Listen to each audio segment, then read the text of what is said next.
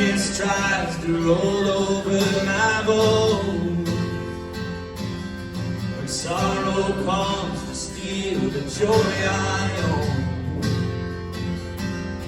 when brokenness and pain is all I know, well, I won't be shaken. No, I won't be shaken. 'Cause my fear doesn't stand a chance when I stand in your love. My fear doesn't stand a chance when I stand in your love. My fear doesn't stand a chance when I stand in your love.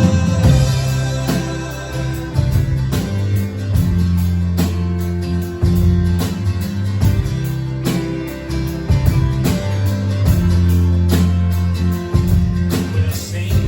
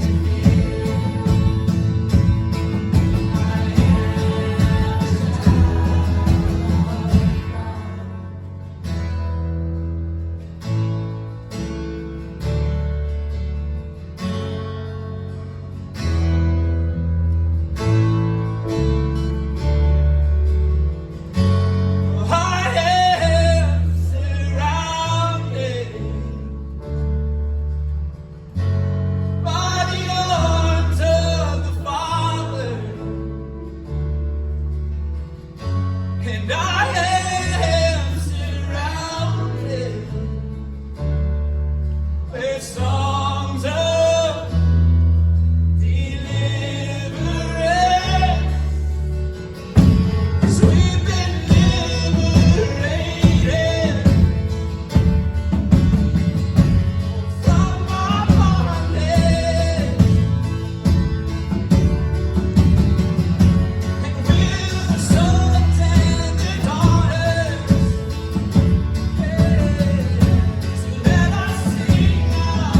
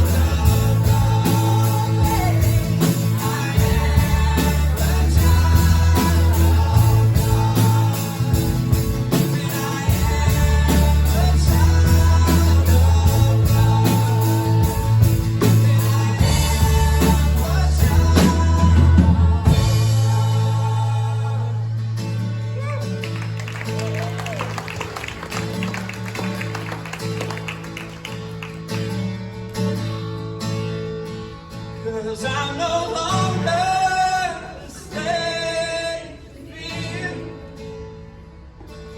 I am a child of God, and I'm no longer a slave to fear.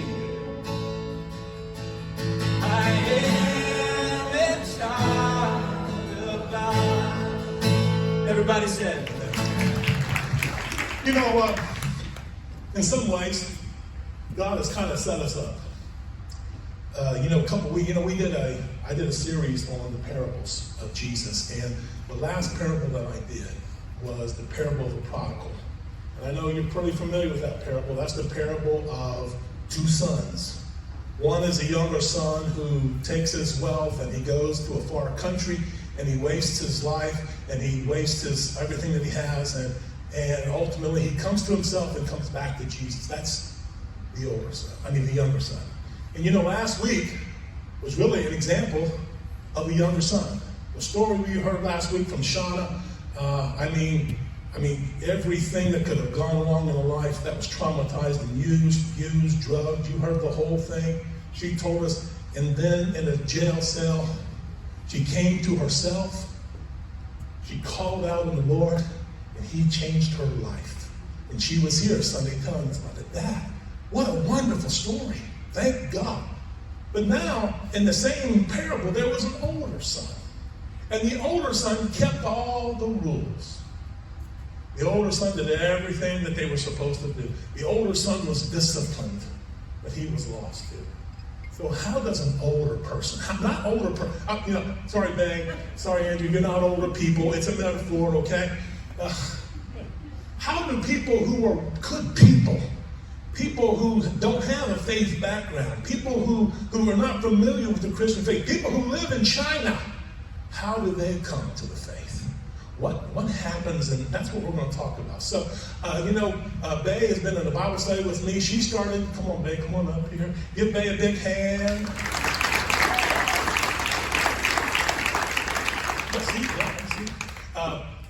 She came, I remember she came to a Bible study I did years ago, and she hasn't stopped studying the Bible since. And so good for her, and so I'm so proud of her.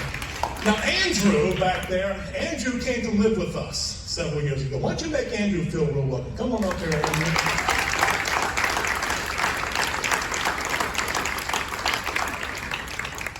I consider Andrew my son.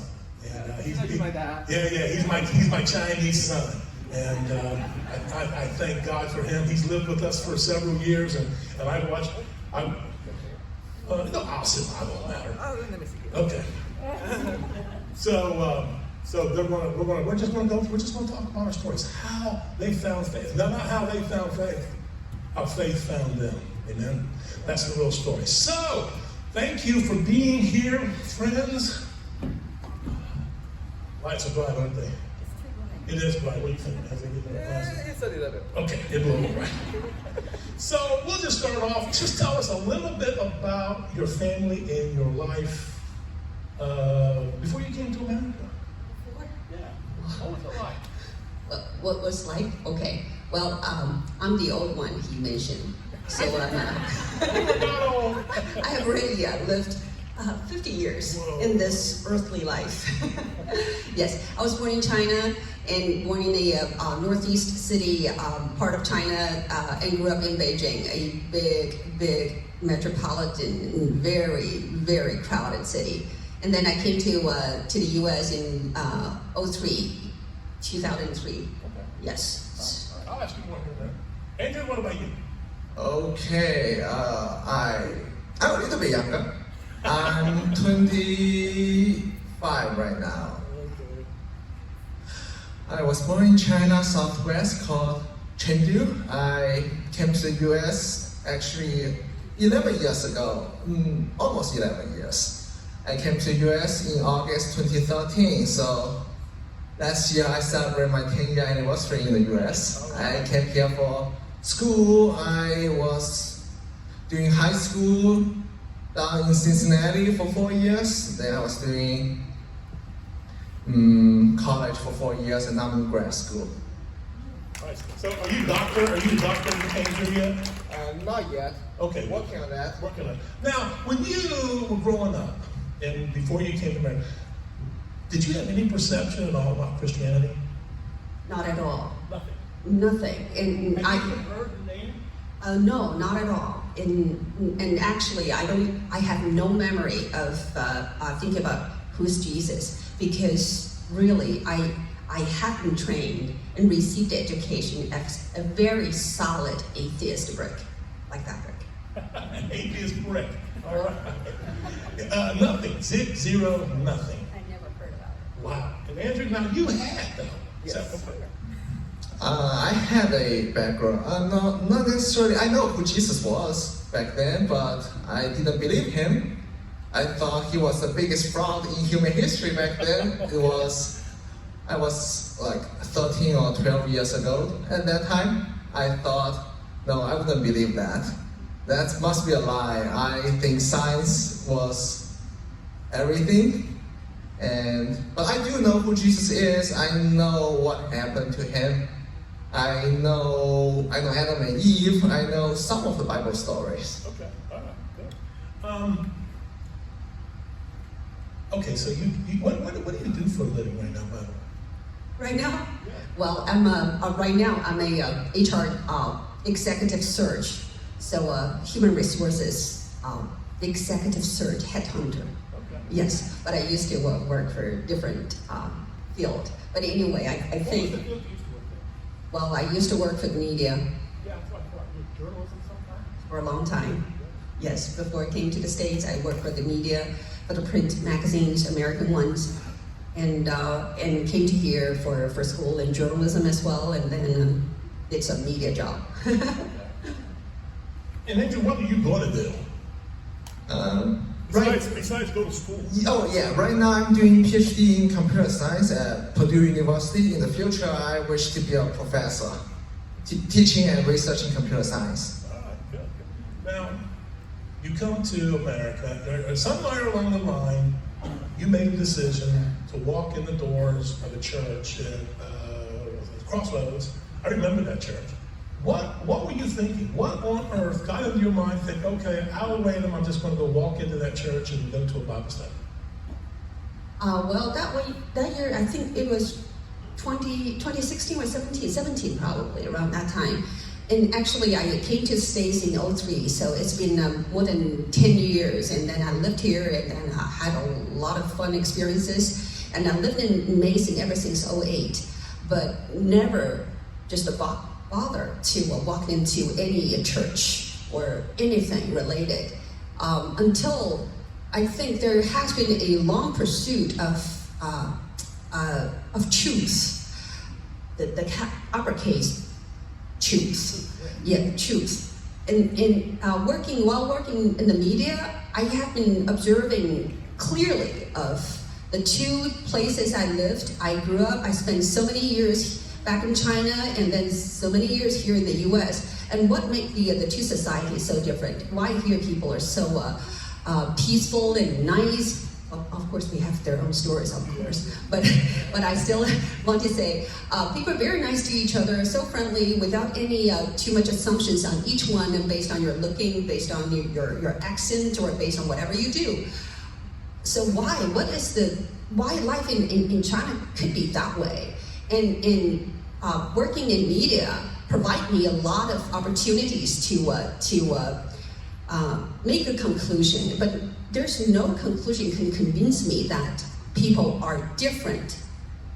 So that's probably my preparation, long years of just pushing me into finding out what are the fundamental differences between the two societies, let's say that way. And there's one aspect I want to touch at the time was faith. But again, faith was not an easy word. I assumed that I knew some, I got some answers, but nothing can convince me. So that was the curiosity I walked into Crossroads. Okay. So you wanted to kind of see what made them tick. Why were they a little different than people that you had seen before? Okay, all right. Andrew, when did you seriously start thinking about moving towards the faith? What was it that kind of started your journey? There are several events or incidents that are related. One of them is I use that as an evangelical thing when I try to persuade other people to faith. So my parents have great friends. They are a couple, married couple. The four of them were college best friends together. My dad was their best man on their wedding, so very great friends. The couple, the wife was diagnosed. The doctors told her she will never be pregnant in her life. They tried so much. They tried all kinds of advanced medicine, equipment, go to all greatest hospitals in China. She couldn't bear a child. They eventually adopted a daughter, and I know them since I was a kid because my parents and them, they are great friends. It was, I can't remember exactly which year, but it was once my mom told me this couple, they converted to Christianity, prayed, and the wife became pregnant. Amen. My grandma thought that the doctor must mess up. It was a false positive. That's what my grandma believed. But I don't think that's a false positive because I met that boy. I don't think that was a lie or something. That was one of the biggest. Well, actually, the first moment I started considering Christianity seriously. Maybe it's not a lie. Maybe that's something I don't know about it. Then I moved to the US. I went to a Catholic school. I also met some great people there. Very faithful Christians, or they call themselves Catholics. They are very kind, very loving, and I also believe they are so nice to me. Why don't I try to understand what they believe in a little bit more? I also have a Bible with me as a gift from a friend, so I started reading it a bit more. And I know him. I moved to live with him. That was the time I started to seriously considering exploring more of Christianity. So we also have religion classes at school. So I would ask him questions, talk about faith with him. And then since college, I actually voluntarily participate in the events in worship, in Bible studies. So I would say college was the actual time, the time I started taking actions. And so many years has passed, and now I'm here with him. You're on it, brother. So you start coming to Bible studies. Yes. And I mean, you come like twice a week or something like that. She's an atheist and she's coming to Bible study 2 or 3 times a week, you know? I mean, we could learn a lesson from that. And now there's got to be some things that were kind of strange to you. What was some of your biggest questions as you started looking at the faith? At the time then, I remembered one of the top questions for me is, what does it mean for faith? Faith in Chinese has different words, right? And we have some Chinese friends here. We all discussed this before. And then faith is 信仰. So it's composed by 2 words. One is belief, one is worship. You have to look up. This means faith. But the faith, still the core part of that is belief. And in that word, the Chinese word is very interesting. It's composed by 2 parts. One is human being, the other one is words. So it's a man's word, human being's word, W-O-R-D. So this is one way. And the way, the second definition of it is proof. Evidence, proof. So everything must be from man, human being. Secondly, is tangible. So that will be the way of faith. So from the very beginning, Something you can prove. Something you can prove, you need hard evidence, proof. So it was my problem at the time then. I have to figure out, how do I see or believe something that I do not see? And I cannot figure it out tangibly. That is something to me, because during my solid atheist education back in China, I was a good student, so I received very solid education there. All the gods, so it's a lower g, okay, lowercase gods, are those man-made idols. Why would worship them? They are just like the Buddhas. They're just like the, in your kitchen, you worship every lunar Chinese calendar year, then you worship them and believe that next year they will bless you with a better food in your kitchen. This and that. So why should I believe in that? I am such a well-educated person. I believe everything in science. I don't believe anything that I do not see, anything that cannot deliver hard proof. So how to believe in a religious way or in a faith in that context was a challenge for me. And you asked me a question one time. No, yeah, with the one question.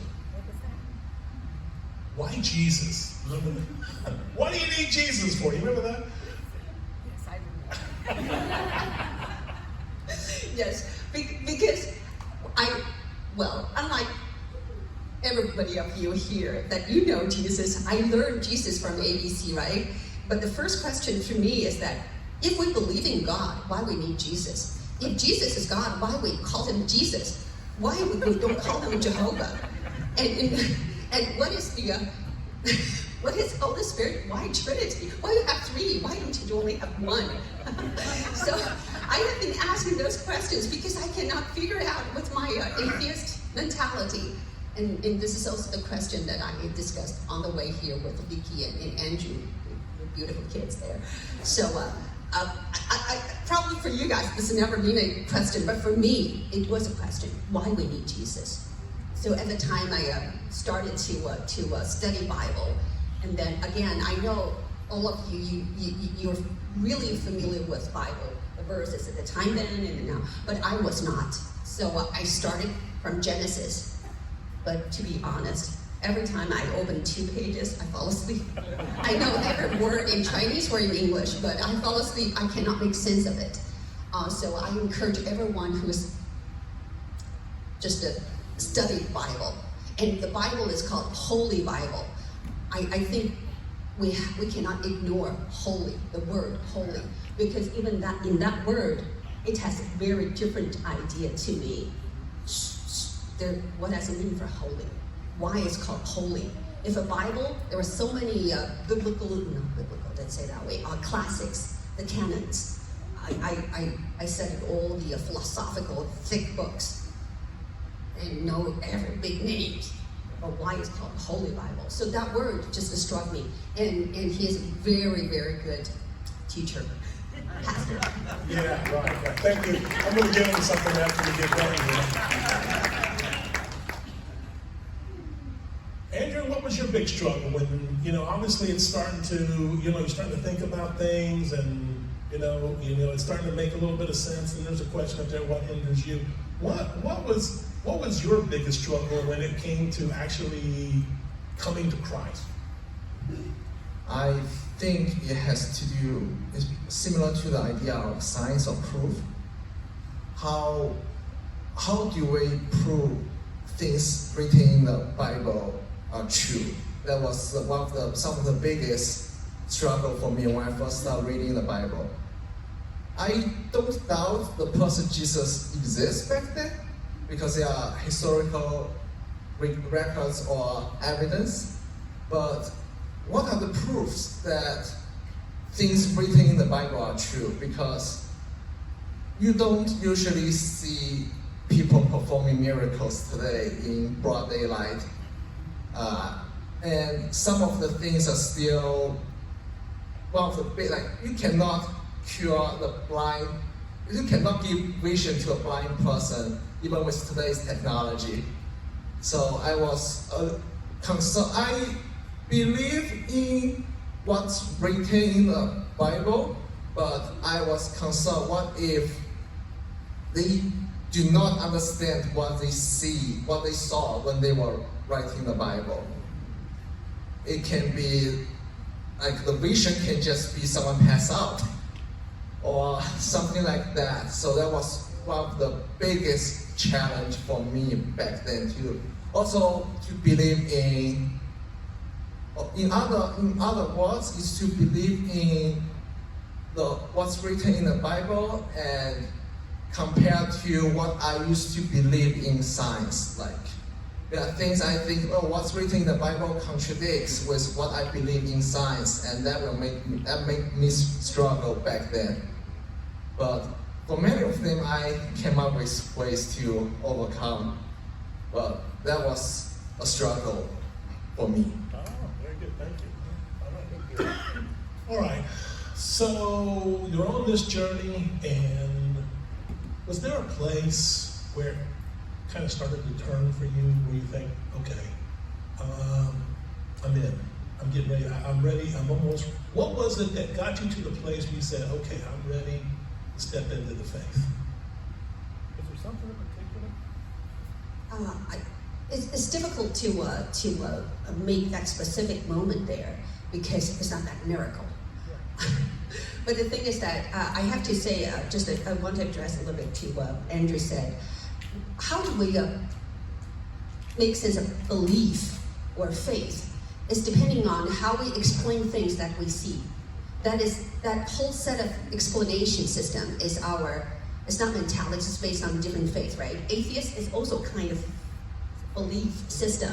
It has whole set of answers to address all those the phenomena that you see, and that is also complete.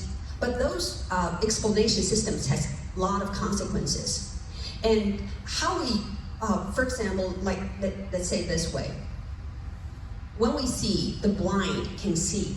How we explain it?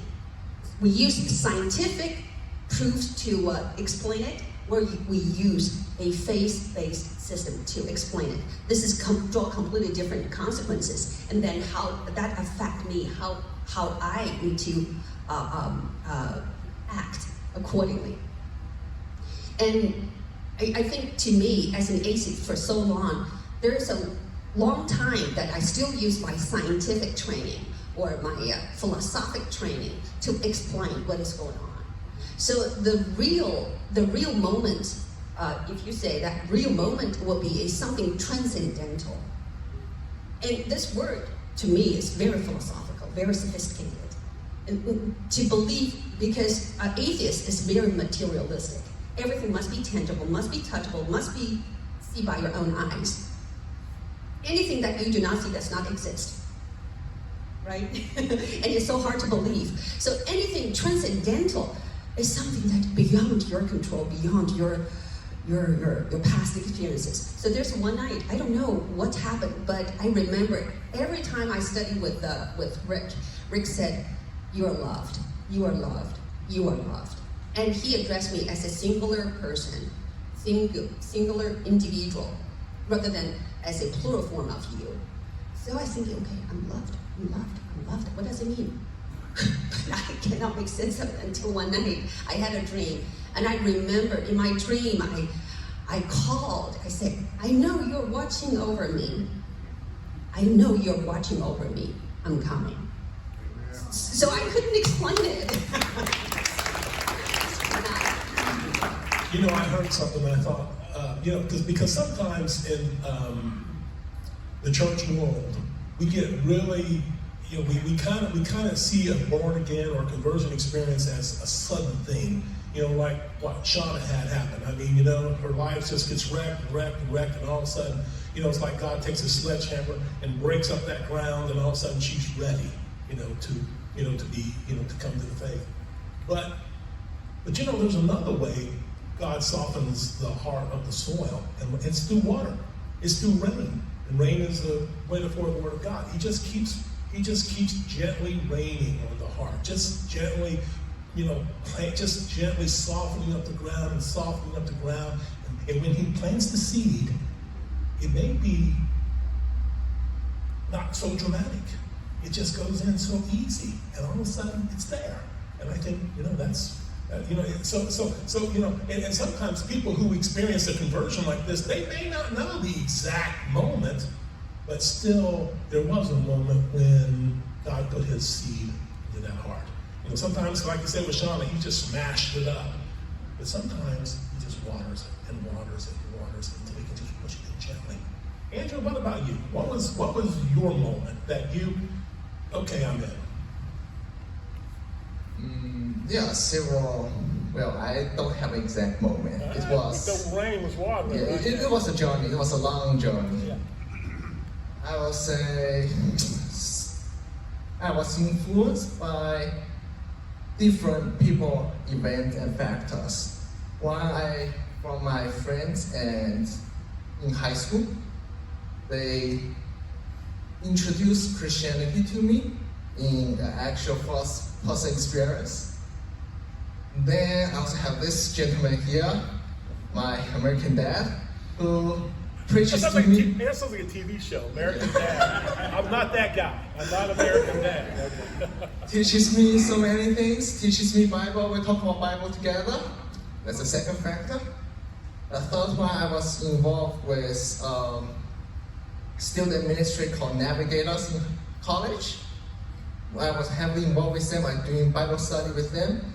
I learned more about Bible with them, much more about Bible with them. And I finally, I was involved. It was a funny, interesting experience. I'm an international student. I've been in the US much longer than many other international students in my school. So there was one lady who was asking me. She told me, "Hey, we have a group of girls asking me to go to church. Should I go?" I was telling her, just a group of girls asked you to go to church. You no, said no, yes. no. Oh, okay. This is the friend that was asked to go to church. Yeah, I was asking her, just make sure they are not Mormons. And then she made sure about that, and then she went. A little bit later, then they together invite me to go to church.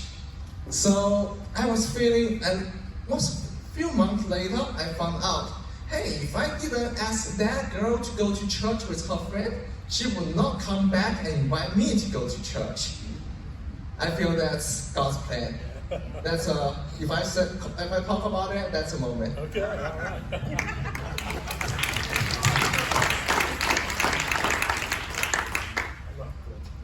Yeah. Oh, it's all right. Listen, real quick. I tell you what I love these guys. What about now? What are you doing now? As far as faith goes. Oh, as far as Yeah. faith goes, okay. I studied Bible along with my friends there. So blind, but Rob and Charlotte and Paula, yeah, they're there in English. And also I studied Bibles with my friends in China, back in China. How many Bible studies are you involved Oh, well, busy enough to keep. No, not that many anymore. Yeah, but I think the problem for me is that I need to study Bible. Unlike every one of you that you know Bible, you know the verses, you know different books. I have no idea what was there. So at the time when we studied with him, and whenever he draws the verses from this book or that book, he says, how come everybody makes sense of it and except me? So I need to study. And I really feel the taste of God through my Bible studies. And I'm really appreciate. I'm grateful to my friends there. They are my protector, and coming along with me for so long. And I think the truth is definitely in the Bible. And whenever I study Bible, I just feel it's so peaceful, and that relates to my personal life, relates to my let's say career life or political life.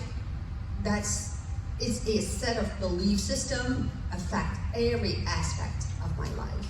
So I really encourage everyone to open the Bible and study the Bible yourself, and along with a group of good friends. And then I learned a lot more than I expected. So I believe in God just provided more than I expected.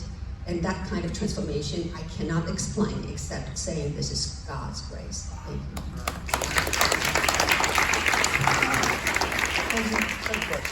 Where are you going right now? What is your faith?